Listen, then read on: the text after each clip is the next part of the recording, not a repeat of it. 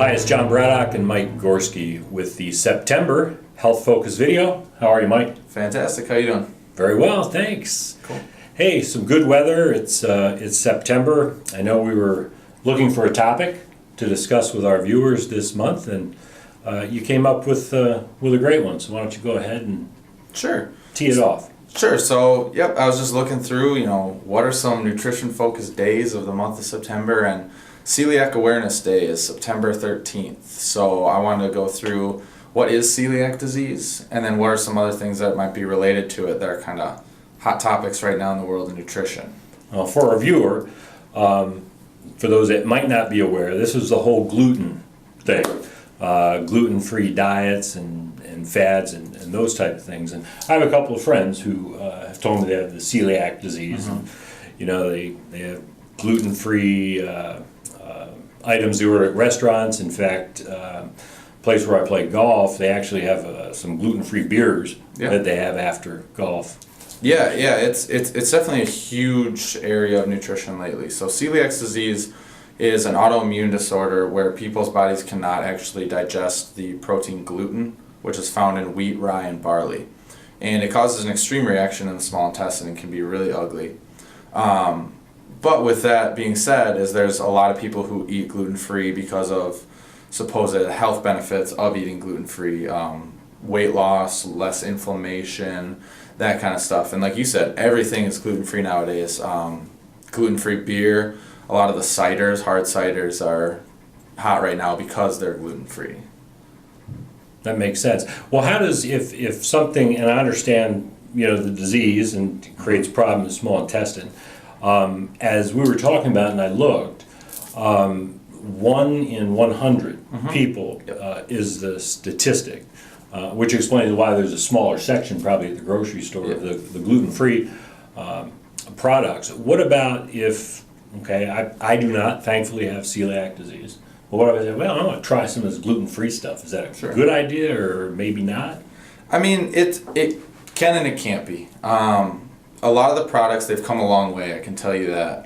Even in my undergrad, we did a whole lab about gluten-free foods, and we had to eat some of them, and they weren't really appetizing, but they have come a long way. Inherently, they're not bad for you, but one thing to watch out for is just because it has the label of gluten-free on it, doesn't mean it's a healthier option. Now, in the attachment provided, I talk about gluten-free Oreos. Now, I got nothing against Oreos, I think they're delicious, but just because they're gluten-free doesn't mean they're healthier, and they actually have more calories in them than a normal Oreo.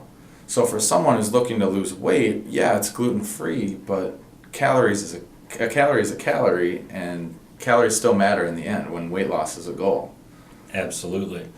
Right, and even with the beer, I mean, unless it's a low-calorie beer, there's a lot of calories you can consume when you have a beer. So, we were talking earlier about French fries, particularly.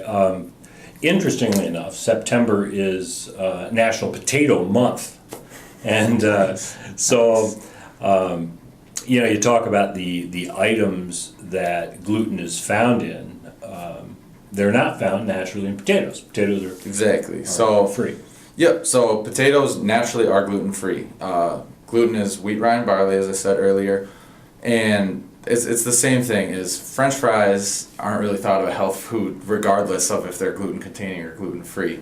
But there is a little bit of truth to that. Some restaurants might fry other things in the oil that could cross-contaminate the oil with some gluten. So someone with celiac disease does still need to be careful with it.